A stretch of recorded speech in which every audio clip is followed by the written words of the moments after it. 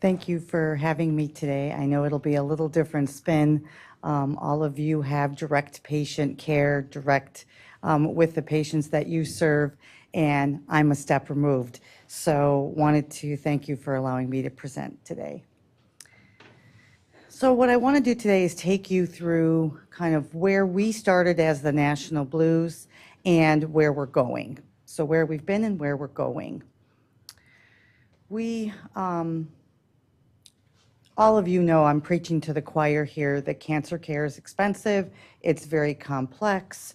With the changes in healthcare, we're seeing greater deductibles for patients. Patients are struggling to find where is the appropriate care, where is the affordable care, and they're really caught in the middle. So taking you back about 10 years ago, the Cancer Quality Alliance actually published this blueprint for a better cancer care system. In that document, it really outlined the difficulties that patients were having in the healthcare system, delays in detection, misdiagnosis, cancer treatment that didn't follow evidence-based care or standard practices, no information about clinical trials. Remember, this is about 10 years ago. Little attention to palliative care, things that we're all talking about today.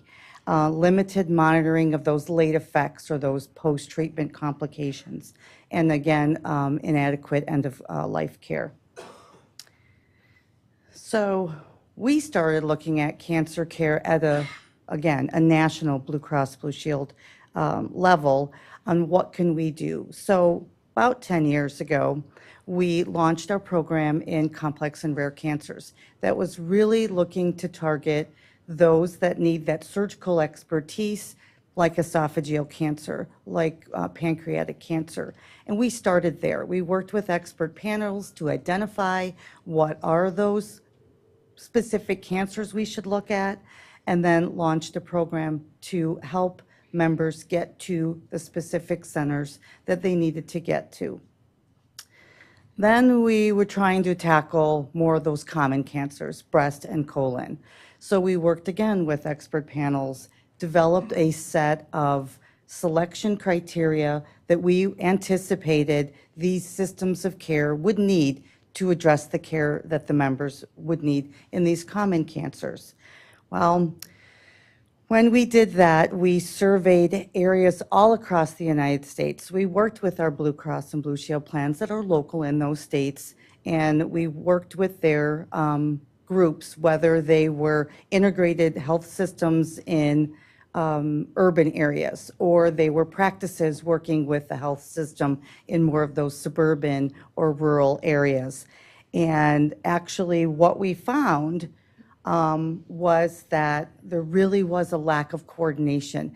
It didn't matter if you were a large system, it didn't matter if you were a practice trying to coordinate. We saw a large gap in the coordination of care, again, about 10 years ago. None of the systems of care that we evaluated at that time met all of the selection criteria. So now we had a conundrum. Do we lower the standards, or do we try to work with the systems that were in place and raise the level of care that they were providing in a very patient-centered way and reevaluate in the next coming years? So that is what we chose to do, was not launch a program, that we would have our local Blue Cross and Blue Shield plans continue to work with their providers, and we would come back to this. So now I want to fast forward to the future, or to current state. So fast forward about 5 years, 6 years, what did we start to see? We started to see this concept of a patient-centered medical home. We started to see it move into oncology for the oncology medical home. We started seeing come home practices, where now the CMMI Innovation Grant said, let's try and move that practice model out into other pilot sites. So we started seeing changes in the way that cancer care was being delivered. As you heard yesterday, the oncology care model came into play, where now we're seeing changes in the way it's delivered, as well as changes in the way it's paid for. We're starting to see Blue plans contract with their providers in a bundled payment or different alternate ways to pay instead of fee for service. So that brings us to today. We worked with a lot of experts across facilities, a lot of thought leaders across the Commission on Cancer to say, what can we do today? With all of these changes that we're seeing, we thought now would be a good time to reintroduce our concept of patient-centered, very coordinated care for our members across the care continuum in cancer care. So we did just that and looked at creating these programs, and what we're doing is leveraging our programs that the local Blue Cross and Blue Shield plans are working with their providers and building that into a national foundation.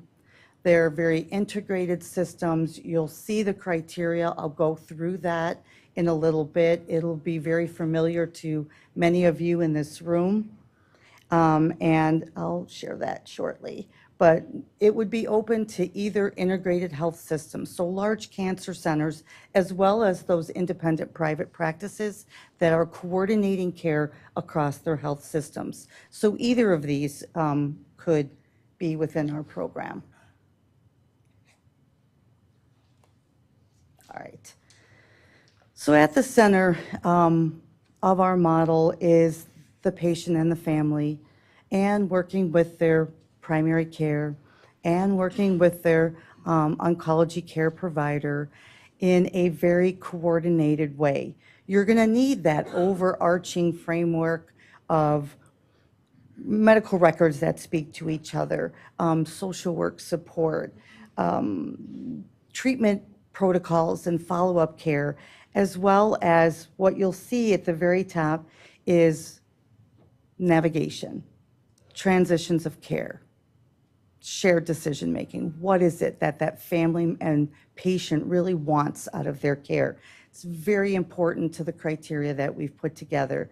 And then that foundation of quality improvement and making sure that the staff support is there and that the community surrounding that patient can support what that patient needs. So we created our selection criteria. These are very foundational. They're going to feel very foundational to you. And a lot of you are going to say, duh, this is what we all want. But we put it down in writing. This is our expectations. And this program will actually launch to the market 1/1/2018. So we're working with our plans today to identify who are those systems, who are those providers that actually provide this type of care. And we will launch that soon. So we have 4 domains, the first one being delivery. And where you'll see the italicized pieces are where that navigation can assist the patient as they move through from treatment, through survivorship, through end of life, across that spectrum. So this coordinated multidisciplinary care, you need to get that member, as we just heard from Cindy, from their, whether it's the surgeon to the medical oncologist, back to their PCP, across the care. That we have an effective flow of patient information going between the providers that's really needed if you're going to have a very patient-centered approach to managing that patient. Care planning, managing the patient throughout the stages of treatment, as I said, and facilitates that multidisciplinary care. While a practice isn't going to have all of these items within their practice, they have to be able to get the patient to any of these disciplines based on patient need. Again, a role of where navigation comes in place. Enhanced care access. We talked about wanting them to come back to the practice that's managing them, not going to the emergency room or worse, being admitted to the hospital.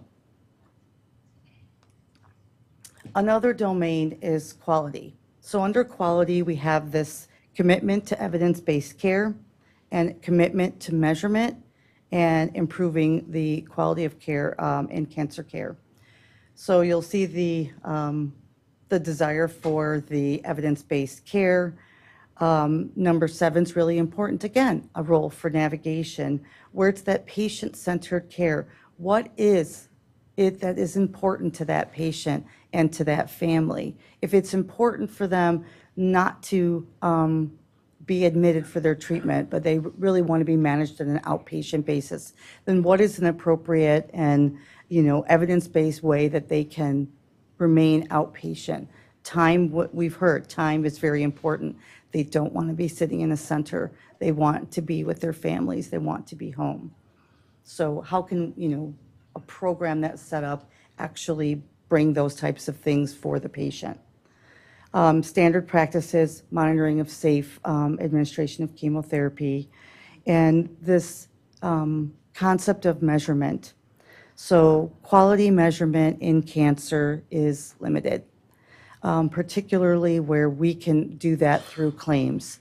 There are data that are gathered, they're not shared publicly. How does the patient know whether the care is good there or not? They don't know. So we would like the whole system to start looking at quality measurement and becoming more transparent with those things that are important to patient care. And whether that's through choosing wisely, whether that's through the AHIP core measure set, or something in the future that hasn't even come yet. We like that commitment to quality improvement. And then being able to take what you measure and change your practice and look at how is it that we can improve. I heard about the Kaizen and the lean ways of taking a look at what you're doing, and don't do it for the sake of doing it. Do it for the sake of improving something for a patient. And then focus on the patient experience, engaging that patient and the family in shared decision-making, as I've said, and looking at what is the experience that they're having and how can we improve. And then lastly is the commitment to a value-based payment model. So changing the way that cancer care is paid for.